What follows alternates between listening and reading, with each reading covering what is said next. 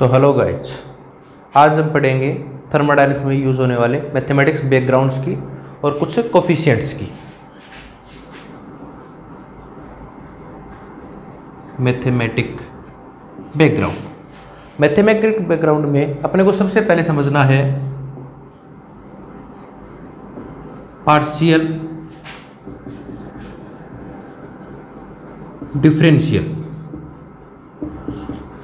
Differential जो thermodynamics में सबसे ज़्यादा यूजफुल होता है। पार्शियल डिफरेंशियल क्या है? Let z is function of x and y such that for x cube y plus 4y square x, ये कोई एक फंक्शन है z f और x एंड y का। यदि हम z का सिर्फ x के रेस्पेक्ट में डिफरेंशियल करें y को कांस्टेंट रख के, तो इस प्रकार का डिफरेंशियल क्या कहलाएगा? Partial differential. ठीक है, तो जैसे इस फंक्शन का करेंगे तो सिर्फ z का y कांस्टेंट रखना है, तो 4 भी कांस्टेंट हो जाएगा, y भी कांस्टेंट हो जाएगा, x क्यूब का डिफरेंशियल क्या हो जाएगा? 3x square, same that plus 4y square, ये हो जाएगा। सेम यदि हम y के रेस्पेक्ट में तो क्या होगा? Del z upon del y, constant क्या रहेगा? x, ये है पार्शियल डिफरेंशियल। x के रेस्पेक्ट में करेंगे तो क्या हो जाएगा? x कांस्टेंट हो जाएगा, 4x क्यूब, y का डिफरेंशियल 1 प्लस इस बार 4x कांस्टेंट, y का 2y स्क्वायर, ये होगा डिफरेंशियल। तो एक यदि z x और y दो का फंक्शन है तो हम एक वेरिएबल के रेस्पेक्ट में डिफरेंशियल करें, सेकंड वेरिएबल को कांस्टेंट रखें, तो इस प्रकार का डिफरेंशियल क्या कहलाएगा? Partial differential. अब मान लो मैं इसका फिर से डिफरेंशियल कर देता हूं x के रेस्पेक्ट में, ये तो स्पीशीज क्या कहलाएगी? Single differential. यदि मैं इसका फिर से x के रेस्पेक्ट में कर दूं तो क्या हो जाएगा? Del upon del x del z upon del x at constant y। इसे मैं क्या लिखूंगा? Del 2z upon del x 2 at constant y, ये डिफरेंशियल क्या कहलाएगा? Double differential. अब इसका फिर से x के रेस्पेक्ट में करेंगे तो क्या हो जाएगा? 4y इंटू 6x प्लस इस टोटल कांस्टेंट हो गया 0। इसी प्रकार इसका भी y के रेस्पेक्ट में फिर से करूंगा तो क्या लिखा जाएगा? Del 2z upon del y 2। लेकिन यदि इसका मैं y के रेस्पेक्ट में करूं तो क्या लिखा जाएगा? इसका यदि y के रेस्पेक्ट में करूं, del upon del y del z upon del x at constant y, लेकिन y के रेस्पेक्ट में करूं तो डिफरेंशियल कांस्टेंट क्या रखा जाएगा? x, कांस्टेंट क्या रखा जाएगा? x। तो इस प्रकार इसे लिखने का तरीका क्या होगा? Del 2z upon del y del x is equal to, इसका y के रेस्पेक्ट में करूंगा, x को कांस्टेंट रखे तो क्या हो जाएगा? 12x स्क्वायर प्लस 8y, ये लिखा जाएगा। डेल y डेल x का लिखा है, मतलब पहले x के रेस्पेक्ट में हुआ है, फिर y के रेस्पेक्ट में। यदि मैं इसे चेंज कर दूं, इससे का x के रेस्पेक्ट में करूं तो क्या लिखा जाएगा? Del upon del x del upon del y del z upon del y at constant x, और टोटल का किसके रेस्पेक्ट में? y के रेस्पेक्ट में। तो क्या लिखा जाएगा? Del 2z upon del x del y, ये लिखा है। इसका मतलब पहले y के रेस्पेक्ट में हुआ है, फिर x के रेस्पेक्ट में। ये अपना है पार्शियल डिफरेंशियल। नेक्स्ट टर्म जो अपनी यूज होती है वो यूज होती है कंप्लीट डिफरेंशियल। कंप्लीट डिफरेंशियल ये सबसे यूजफुल टर्म है।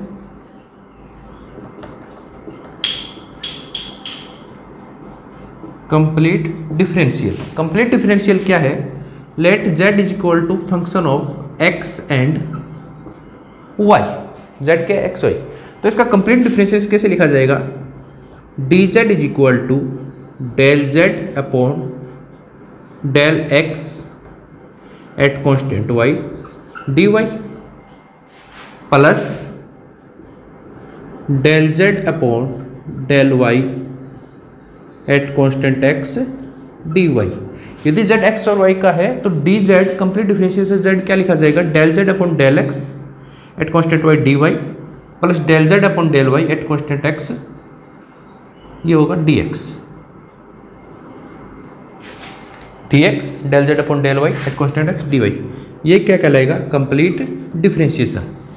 यदि जेड फंक्शन हो एक्स वाई और यू का तो क्या लिखा जाएगा, d z is equal to del Z upon del x D x, constant क्या रहेगा y and u, plus del Z upon del y D y, constant x and u, plus del Z upon del u d u, constant x and Y.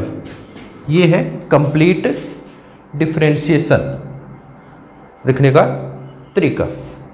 Next term जो thermodynamics में use हो रही है वो अपना है cyclic rule.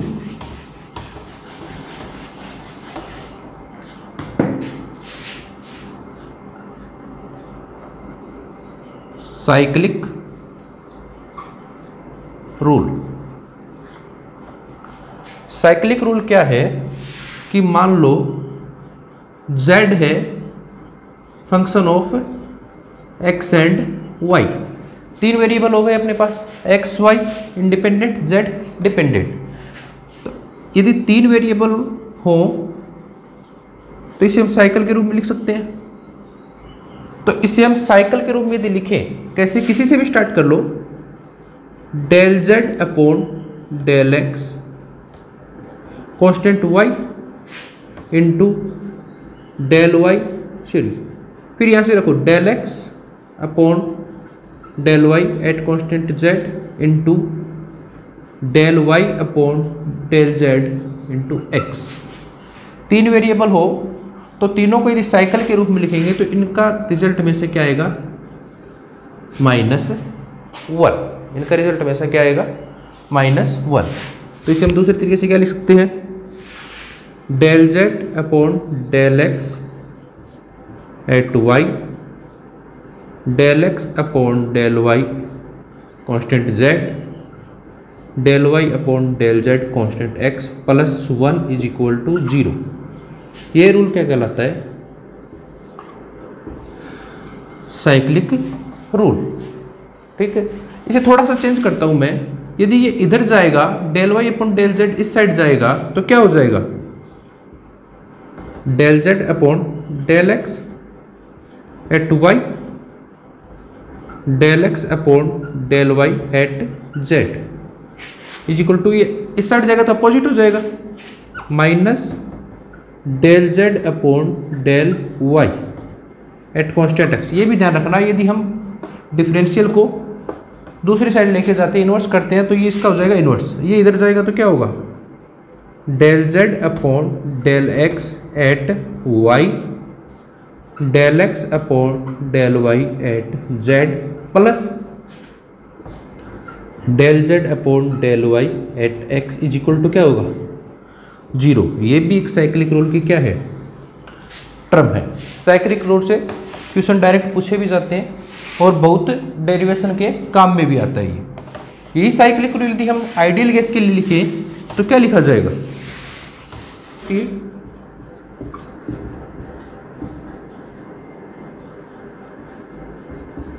RT, R क्या है, कांस्टेंट, तो फंक्शन क्या होगा, P V T। इनको साइकिल के रूप में लिखोगे, del P upon del T at constant volume del T, फिर देखो del P upon del T at constant volume, अब साइकिल में चलना है, del T upon del V at constant pressure del V upon del P at constant temperature, measure क्या रहेगा, -1। Prove करके देखते हैं ऐसा होता है क्या। पी की वैल्यू क्या आएगी, आर टी अपॉन वी, और del P upon del T की वैल्यू क्या रहेगी at constant volume. R constant है, वॉल्यूम कांस्टेंट है, टेम्परेचर का differentiation 1 R upon we.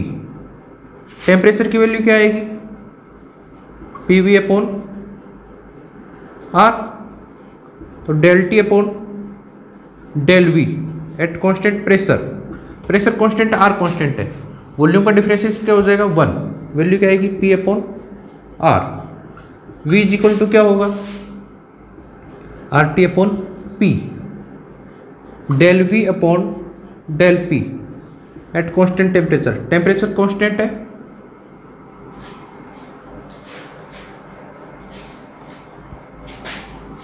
Are constant है, डिफरेंशियल क्या हो जाएगा minus R T upon P square. तीनों की वैल्यू रखेंगे, क्या आएगा R upon V into P upon R into minus R T upon P square.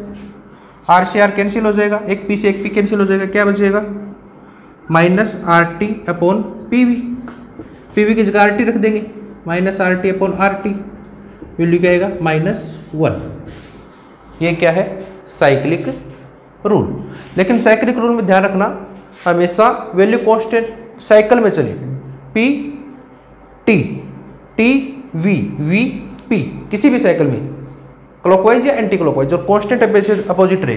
थोड़ा चेंज कर देगा तो वैल्यू क्या हो जाएगी डिफरेंट हो जाएगी, हमें निकालनी पड़ेगी। जैसे गेट में क्वेश्चन आया था आइडियल गैस के लिए ही, क्या क्वेश्चन था, del P upon del T at constant volume, del V upon del T at constant pressure, del V upon del P at constant temperature. इसकी वैल्यू पूछी थी। तो अपने को साइक्लिक रूल जैसा लग रहा है, लेकिन ये साइक्लिक रूल है नहीं, क्योंकि प्रेशर टेम्परेचर, तो यहाँ क्या आना चाहिए था टेम्परेचर वॉल्यूम, या यहाँ पे पर कहीं नहीं है। तो हम इसकी वैल्यू फाइंड आउट करेंगे तो क्या आएगी, देखो P क्या लिखा जाएगा आइडियल गैस के लिए, R T upon V, del P upon del T at constant volume क्या लिखा जाएगा आर अपॉन वी, वॉल्यूम क्या लिखा जाएगा R T upon P, del V upon del T at constant pressure, pressure constant R constant, R upon P, volume क्या लिखा जाएगा R T upon P, del V upon del P at constant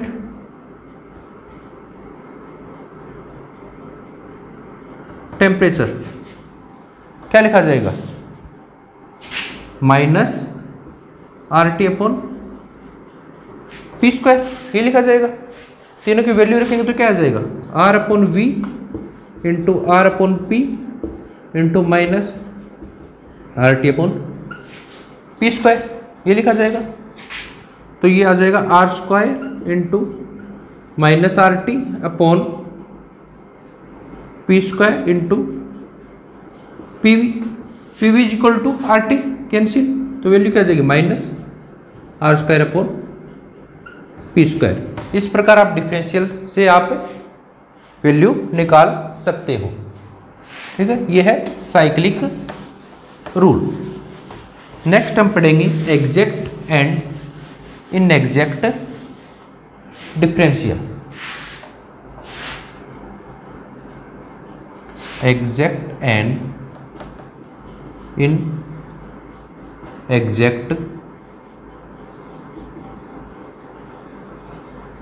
differential. हमने state function के time बताया था आपको कि state function जो भी होते हैं वो सारे के सारे क्या होते हैं एग्जैक्ट डिफरेंशियल होते हैं। लेकिन एग्जैक्ट डिफरेंशियल होते क्या है, मान लो कि z एक फंक्शन है x एंड y का, तो इसका डिफरेंशियल क्या लिखा जाएगा dz is equal to del z upon del x dx plus del z upon del y dy। ये इसका क्या लिखा जाएगा डिफरेंशियल। ये क्या है फंक्शन।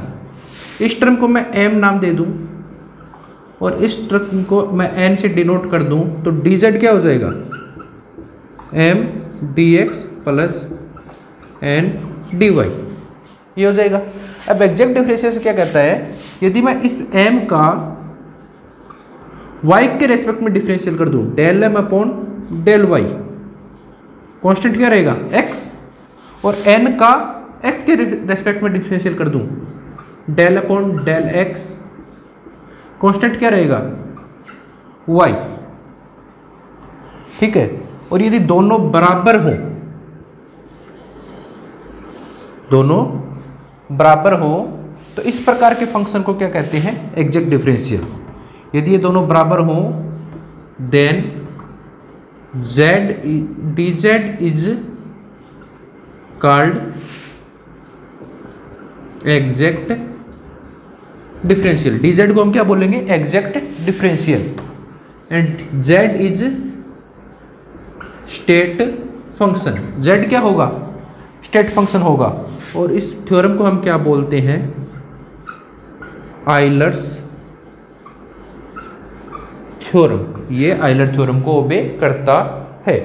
इस थ्योरम को क्या बोलते हैं हम, आइलर थ्योरम। अब देखना m क्या था अपना, del z upon del x, तो इस टर्म को आगे करते हैं del upon del y, m की जगह क्या रख दूंगा, del z upon del x is equal to del upon del x, n की क्या लिख दूंगा, del z upon del y। इसे करूंगा तो क्या हो जाएगा, del two z upon del y del x is equal to del two z upon del x del y। ये क्या है अपनी आइलर थ्योरम। आइलर थ्योरम क्या है, del two Z upon del Y del X is equal to del two Z upon del X del Y, और जो भी Z क्या है, स्टेट फंक्शन। तो यदि जेड इस प्रकार की कंडीशन को आइलर थ्योरम को भी करता है तो जेड हमेशा क्या होगा, स्टेट फंक्शन। और एग्जैक्ट डिफरेंशियल क्या होगा, del M upon del Y X बराबर हो del N upon del x at Y, तो क्या होगा, एग्जैक्ट डिफरेंशिएशन। यदि बराबर नहीं हो तो क्या कहलाएगा, इनएग्जैक्ट डिफरेंशिएशन। अभी हम क्वेश्चन देखते हैं कि कौन सा एग्जैक्ट है, कौन सा एग्जैक्ट नहीं है, कौन सा एग्जैक्ट है, कौन सा नहीं है। जैसे आपको एक क्वेश्चन दे, dz is equal to 51 X square Y plus 47 y4 dx plus 17x cube plus 188 xy cube dy। और मैं पूछ रहा है कि ये एग्जैक्ट है कि नॉन एग्जैक्ट, हमें चेक करना है। तो एग्जैक्ट और नॉन एग्जैक्ट की शर्त क्या है कि y x dx के साथ जो भी फंक्शन है उसे m मानो, dy के साथ जो भी उसे n मानो। अब क्या करो, del m upon del y at constant x आना चाहिए, del n upon del x at constant y। इस टर्म का y के रेस्पेक्ट में डिफरेंशिएट करोगे, x को कांस्टेंट रखे तो 15x स्क्वायर, कांस्टेंट y का 1 प्लस इसका क्या हो जाएगा 47, y का क्या होगा 4y क्यूब, तो 188y क्यूब। डेल n का करोगे डेल x के रेस्पेक्ट में, तो इसका करोगे क्या होगा 51x square 51x square plus x के रेस्पेक्ट में करोगे तो क्या हो जाएगा y कांस्टेंट। दोनों क्या है, बराबर है, बराबर है, दैट्स मीन ये क्या है, एग्जैक्ट डिफरेंशियल। देखिए एक क्वेश्चन और देखिए, ये दिसंबर 2014 डेट का क्वेश्चन है। इसमें क्या बोलता है, the exact differentiation of a function D F, किसी फंक्शन का एग्जैक्ट डिफरेंशिएशन है डी एफ, ज एफ के एक स्टेट फंक्शन है एक्स और वाई का, कौन सा है। यानी कि जो चार फंक्शन आपको दिए हैं, डिफरेंशियल दिए हैं, उसमें कौन सा एग्जैक्ट है आपको ये चेक करना है। तो एग्जैक्ट के लिए हमने क्या बताया था कि dx वाले के साथ को m मानो, m dx plus n dy, और x वाले के साथ का एक डिफरेंशिएशन किसके साथ कर दो, y के साथ, और y वाले का x के साथ। तो ये फंक्शन देखो y के साथ तो है x और x के साथ कुछ नहीं दिया, इसका मतलब क्या है, 0 है। तो m की वैल्यू क्या है 0, n की वैल्यू क्या है x, इसका डिफरेंशिएशन करोगे y के साथ तो क्या आएगा 0, इसका किसके साथ करोगे x के साथ तो क्या आएगा 1, बराबर है क्या, नहीं है, तो ये ऑप्शन कैंसिल। इसमें देखो dx के साथ की वैल्यू क्या है 1, दूसरे में m की वैल्यू क्या है 1 और n की वैल्यू क्या है -x/y। m का किसके रेस्पेक्ट में करोगे, y के रेस्पेक्ट में, del m upon del y 0, del n upon del x at constant y को कॉन्स्टेंट x में करोगे तो -1/y। तो ये होगा क्या, नहीं है, नहीं है। ये देखो y और x, तो m की वैल्यू क्या है y, इसकी क्या है -x। थर्ड में देखो, थर्ड में m की वैल्यू क्या है y, n की वैल्यू क्या है -x, तो del m upon del x at constant y, फिर del m upon del y at constant x क्या होगा 1, del n upon del x at constant y क्या होगा -1, इक्वल है क्या, नहीं है। फोर्थ में देखो m की वैल्यू क्या है 1/y, n की वैल्यू क्या है -x/y², तो del m upon del y at constant x क्या हो जाएगा, x को कॉन्स्टेंट y के -1/y², del n upon del x at constant y को कॉन्स्टेंट x के क्या आएगा -1/y², दोनों क्या है बराबर है। तो ये आपका क्या होगा exact and in exact differentiation, option होगा 4। ये नेट का क्वेश्चन है दिसंबर 2014 का, ठीक है। ये अपना मैथमेटिक्स बैकग्राउंड था थोड़ा। अब इससे थोड़ा सा और हम आगे बढ़ते हैं और हम बात करते हैं कुछ कोफिशिएंट्स की जो थर्मोडायनेमिक्स में यूज हो रहे हैं।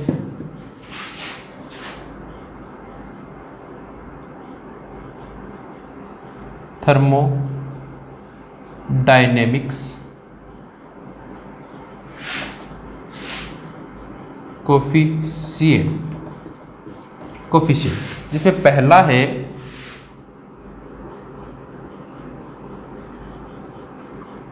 Thermal expansion coefficient. Thermal expansion coefficient alpha से रिप्रेजेंट करते हैं, नाम से पता है थर्मल एक्सपेंशन टेम्परेचर के साथ एक्सपेंशन V और T में रिलेशन बताता है। तो अल्फा क्या होता है 1/V del V upon del T at constant pressure. ये अपना है थर्मल एक्सपेंशन कोफिशिएंट, ठीक है। यहाँ से यदि वैल्यू निकालेंगे del V upon del T at P की वैल्यू कितनी आ जाएगी अल्फा इंटू V। आजकल नेट में जितने भी क्वेश्चन आ रहे हैं इनमें इन कोफिशिएंट का यूज़ कहीं ना कहीं करता ही है वो, ठीक है। तो ये है। अब इसकी वैल्यू में रियल गैस के लिए इसकी आइडियल गैस की इसकी वैल्यू देखेंगे तो क्या होगी PV is equal to RT, volume क्या हो जाएगा RT अपॉन P। सही है क्या अपने को del V upon del T at constant pressure. Pressure को कांस्टेंट को तो टेम्परेचर को ये हो जाएगा R अपॉन P। तो अल्फा की वैल्यू क्या हो जाएगी 1/V into R upon P। PV की जगह फिर से क्या रख सकता हूँ मैं RT, तो R upon RT is equal upon T। तो रियल आइडियल गैस के लिए अल्फा क्या हो जाएगा 1/T। ये फर्स्ट कोफिशिएंट है thermal expansion coefficient. Second coefficient की हम बात करते हैं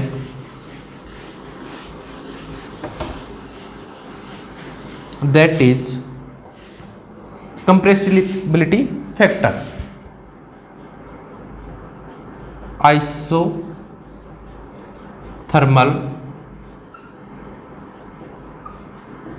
कंप्रेसिबिलिटी कंप्रेसिबिलिटी कोफिशिएंट या फैक्टर।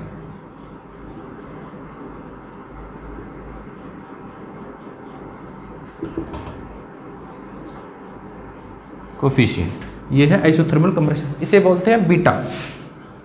नाम से पता आइसोथर्मल टेम्परेचर कांस्टेंट रहेगा, कंप्रेसिबिलिटी फैक्टर प्रेशर के साथ वॉल्यूम रिलेशन बताएगा, -1/V del V upon del P at temperature. क्योंकि प्रेशर बढ़ाने पर वॉल्यूम क्या होता है, डिक्रीज होता है, इसलिए साइन किसका आएगा, negative. Beta is equal to -1/V del V upon del P at T।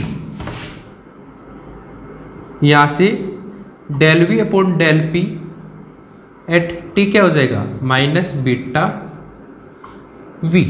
ठीक है, इसके लिए आइडियल गैस के लिए वैल्यू देखेंगे तो क्या आएगी, PV is equal to RT, volume is equal to RT upon P, और del V upon del P eight constant temperature. Temperature constant है और कॉन्स्टेंट P के रेस्पेक्ट में क्या हो जाएगा, -RT अपॉन P स्क्वायर। ये वैल्यू यहाँ पे रखेंगे, beta is equal to -1/V -RT upon P square, ये कट जाएगा। Beta is equal to 1/P RT upon PV, PV is equal to RT होता है, कैंसिल हो जाएगा, तो बीटा इज इक्वल टू क्या आ जाएगा, 1/P। ये है compressibility factor. Alpha is equal to क्या आया था, 1/T। Beta is equal to क्या गया, 1/P। ठीक है, थर्ड हम कोफिशिएंट पढ़ते हैं, वो पढ़ते हैं isochoric pressure change coefficient. Pressure change देने की जरूरत भी नहीं है ना, आइसोकोरिक प्रेशर चेंज कोफिशिएंट, इसके रिप्रेजेंट होते हैं गामा से। याद रखना गामा अपन थर्मोडायनामिक्स में आगे भी पढ़ेंगे, लेकिन इसे भी रिप्रेजेंट करते हैं गामा से। ये प्रेशर में चेंज बताता है कांस्टेंट वॉल्यूम पे, del P upon del T at constant volume, और कांस्टेंट वॉल्यूम पे टेम्परेचर बढ़ाएगा तो प्रेशर भी बढ़ेगा। ये है गामा। तो यहाँ से del P upon del T at constant volume क्या आ जाएगा, P इंटू गामा। इसके लिए आइडियल गैस के लिए वैल्यू देखते हैं, PV is equal to RT, P is equal to RT upon V, del P upon del T at constant volume, R upon V।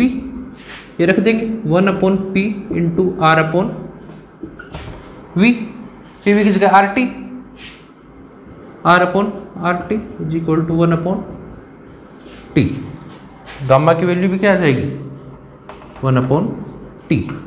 ये है तीन coefficient, isothermal expansion coefficient, isochoric pressure change और pressure compressibility factor. ठीक है, अब हम इनमें relation देखते हैं। तीनों समझ में आ गए आपको। अब तीनों में क्या देखते हैं, रिलेशन, कि आपस में कैसे कोरिलेट होते हैं। ये फर्स्ट रिलेशन है alpha is equal to beta into gamma into pressure. ये एक रिलेशन होता है। कैसे होता है देखना, हम एक साइक्लिक रूल रखते हैं, अल्फा के रेस्पेक्ट में लिख लेते हैं। अल्फा क्या होता है, 1/V del V upon del T। तो del V upon del T से स्टार्ट कर देते हैं, del V upon del T at constant pressure, del T upon del P eight constant volume, और del P upon del V at constant temperature is equal to -1। इस side रख लेते हैं, del V upon del T at constant pressure. ये उस side जाके क्या हो जाएंगे, ये जाएगा तो -del P upon del T, और ये del V upon del P, del V upon del T at P।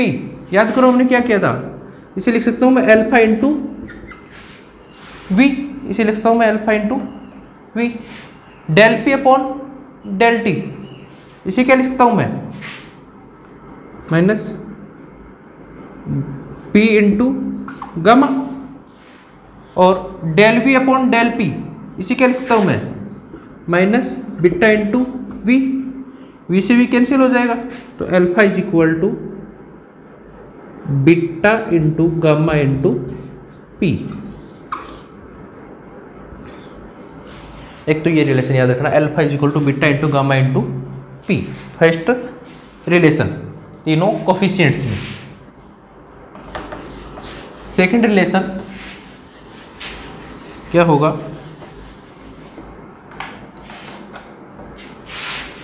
Alpha upon beta is equal to del P upon del T at constant volume.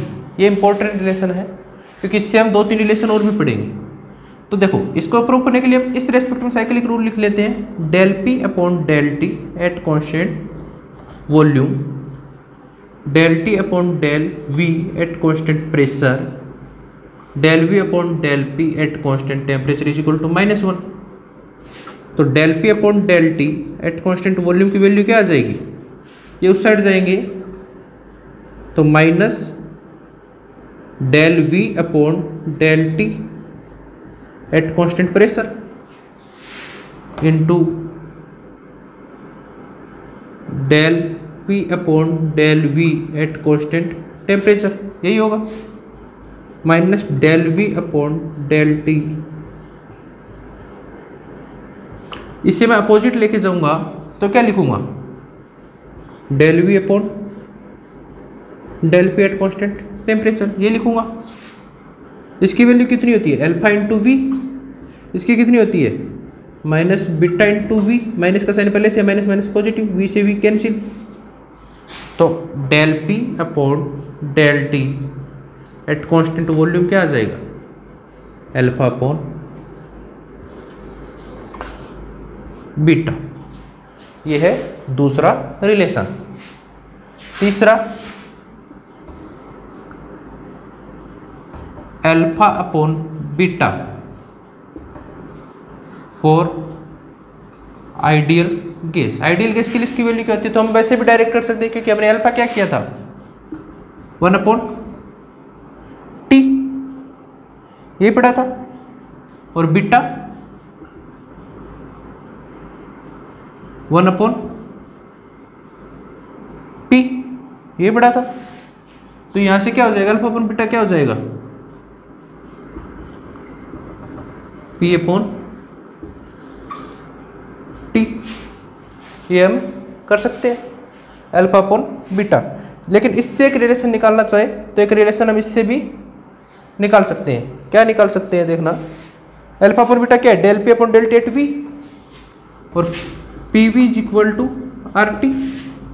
तो P क्या हो जाएगा, R T upon V, del P upon del T at constant volume क्या हो जाएगा, R upon V. ये relation भी किसके लिए जाएगा, अल्फा अपॉन बीटा के लिए, आर अपॉन वी। ठीक है, यहां से भी आ सकता है ये, पी वी किसका, आर टी अपॉन वी रखो, सेम रिलेशन आ जाएगा। अल्फा अपॉन बीटा के तो है आइडियल गैस के लिए। अपन अब देखें रियल गैस के लिए क्या वैल्यू आएगी, फॉर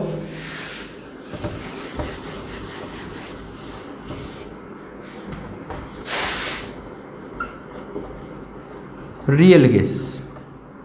तो रियल गैस की इक्वेशन क्या होती है, P plus A upon V square या N square V square, V minus N B is equal to R T, यही होती है। तो P plus A N square upon V square is equal to R T upon V minus N B, P is equal to R T upon V minus N B plus A N square upon V square. अब अपने को क्या करना है, del P upon del T at constant volume. तो volume constant रहेगा तो ये सारी टर्म कॉन्स्टेंट हो जाएगी, टी के रेस्पेक्ट में differential 1 R upon V minus N B. इसमें टेम्परेचर की कोई टर्म है नहीं तो 0 ये आ जाएगी। तो alpha upon beta is equal to R V minus NB। ये किसके लिए वैल्यू है? रियल गैस के लिए। ये किसके लिए वैल्यू है? रियल गैस के लिए। ठीक, रिलेशन क्या है? Del alpha upon del P at constant temperature is equal to minus del beta upon del T at constant pressure. इसे प्रूव करने के लिए हम मान लेंगे वॉल्यूम है वो किसका फंक्शन है, मानने की जरूरत ही नहीं है, अपने को पता है प्रेशर एंड टेम्परेचर का। तो इसका कंप्लीट डिफरेंशिएशन क्या लिखेंगे? डिफरेंशिएशन हमने पढ़ा था complete, D V is equal to del V upon del P D P plus del V upon del T D T, यही। और del V upon del P क्या लिखा जाएगा? Minus beta V, del V upon del T alpha V, V इससे divide होगा तो D V upon V is equal to minus beta D P plus alpha D T. और ये किसे क्या लिख देंगे हम? D L N V, D V upon V को क्या रखते हैं हम? D L N V is equal to minus beta D P plus alpha D T. We know that V is a state function, so exact differentiation. सारी term का हमारी देखो we state function है और स्टेट फंक्शन का differentiation हम मानते हैं कि एग्जैक्ट होता है, तो ये क्या होगा? एग्जैक्ट होगा। एग्जैक्ट होने के लिए क्या होगा? बीटा का मैं टेम्परेचर के रेस्पेक्ट में करूं, del beta upon del T minus is equal to इसका प्रेशर के रेस्पेक्ट में del alpha upon del P. दोनों क्या होने चाहिए? बराबर। ये अपना लास्ट रिलेशन है, that is relation between thermal coefficients.